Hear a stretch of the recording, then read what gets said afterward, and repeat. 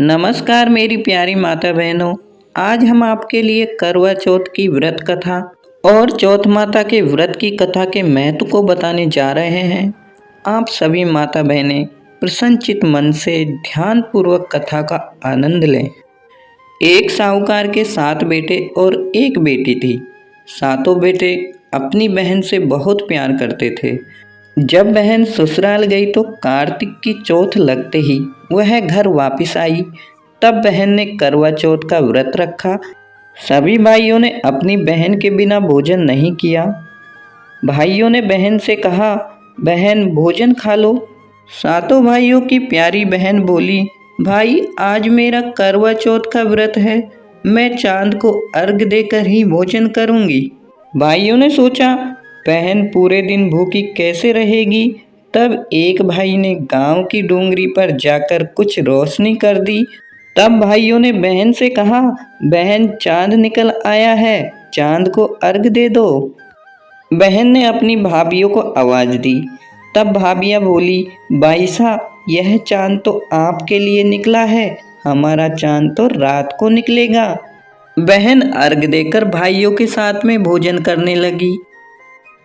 पहले घास में बाल आया, दूसरे घास में शिवाल आया, तीसरे घास में बहन के ससुराल से बुलावा। माँ ने कपड़े पहनने के लिए जैसे ही कपड़े निकाले, कभी काले कभी सफ़ेद रंग के कपड़े हाथ में आते। उसकी माँ ने एक सोने का सिक्का पल्लू में बांधकर बेटी को विदा किया और कहा, बेटी रास्ते में जो भी तुम्हें छोटा बड़ा जैसा भी मिले उसके पैर लगते जाना, और जो तुम्हें अमर सुहाग का आशीर्वाद दे उसे यह सोने का सिक्का भेंट कर देना और पल्लू के गांठ लगा लेना। वह रास्ते में जो भी मिलता उसके पैर लगती गई, पर किसी ने भी उसे अमर सुहाग होने का आशीर्वाद नहीं दिया।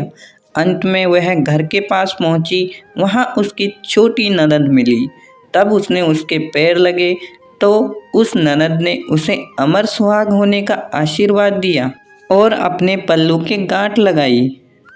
जब वह घर के अंदर गई तो सभी लोग रोते बिलखते दिखे और उसका पति जमीन पर मृत के समान लेटा हुआ था।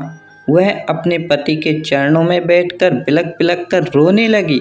सभी ने उसे दूर हटाने की कोशिश की, पर उसने अपने पति के पैर नहीं छोड़े और अपने परिवार वालों से कहती, मुझे तो जंगल में झोपड़ी बना दो, मैं तो वहां अपने पति की सेवा करूंगी। परिवार के सदस्यों ने उसकी जिद पर जंगल में एक झोपड़ी बना दी और उसके पति को वहीं पर छोड़ दिया। अब वह अपने पति की साफ सफाई करती और वहीं रहने लगी। दिन में 2 बार छोटी ननद उसे खाना लेकर आती। अब वह हर चौथ का व्रत करती, चांद को अर्घ देती और चौथ माता की कहानी सुनती। जब चौथ माता प्रकट होती तो माता कहती, करवेले करवेले भाइयों की प्यारी करवेले। तब वह माता से कहती, मुझे मेरे पति के प्राण दे दो।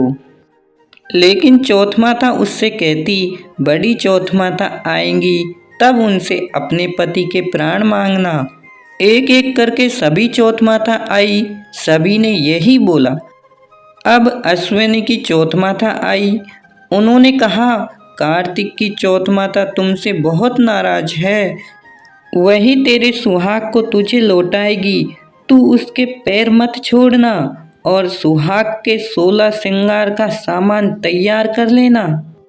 जब कार्तिक की बड़ी चौथ माता आई तब उसने अपनी ननद से कहकर 16 श्रृंगार का सामान मंगवाया। जब उसकी सास को यह पता चला तो वह बोली, पागल हो गई है वो, जो भी मंगवाती है दे आओ। साहूकार की बेटी ने करवा चौथ का व्रत रखा, चांद को देखा, अर्घ दिया, दीप जलाया। चौथ माता जब आई तो माता बोली, करवेले करवेले 7 भाइयों की प्यारी करवेले, दिन में चांद उगाने वाली करवेले, घनी भूखी करवेले। साहूकार की बेटी ने माता के पैर पकड़ लिए और बोली, माता मुझे मेरा सुहाग लौटा दो। तब माता बोली, तू तो बड़ी भूखी है, 7 भाइयों की प्यारी बहन है, सुहाग का तेरे लिए क्या काम। तब वह बोली, नहीं चौथ माता, मैं तब तक तुम्हारे पैर नहीं छोड़ूंगी जब तक तुम मेरे सुहाग को नहीं लौटाओगी। उसके बाद चौथ माता ने एक एक करके सुहाग का सामान मांगा। उसने चौथ माता को सुहाग का सारा सामान दे दिया। तब माता ने अपनी आँख से काजल, नाखूनों से मेहंदी, मांग से सिंदूर निकाला और उसे करवे में घोलकर छोटी उंगली से छींटे दिए, जिससे उसका पति जीवित हो गया। माता ने जाते जाते उसकी झोंपड़ी में लात मार दी, जिससे उसकी झोंपड़ी एक महल में परिवर्तित हो गई। जब उसकी छोटी ननद खाना लेकर आई, तब उसने देखा कि भाभी की झोंपड़ी की जगह एक महल खड़ा हुआ है। वो दौड़कर अपनी छोटी ननद के पास में गई और बोली, भाई साहब, आपका भाई वापस आ गया है। जाओ सासू जी से कहो गाजे बाजे से हमें लेने आए। ननद दौड़ी दौड़ी माँ के पास में गई और बोली, माँ, भाई जिंदा हो गया। उसकी माँ बोली, भाभी के साथ तेरा भी दिमाग खराब हो गया। वो बोली, नहीं माँ, मैंने भाई साहब को देखा है। सच में माँ, भाई साहब जिंदा हो गए। सभी परिवार वाले गाजे बाजे के साथ में अपनी बहू को लेने के लिए जाते हैं। बेटे को जिंदा देखकर सास बहू के पैर छीने लगी और बहू ने सास के, हे चौथ माता, जैसा दुख साहूकार की बेटी को दिया, ऐसा दुख किसी भी सुहागन को मत देना।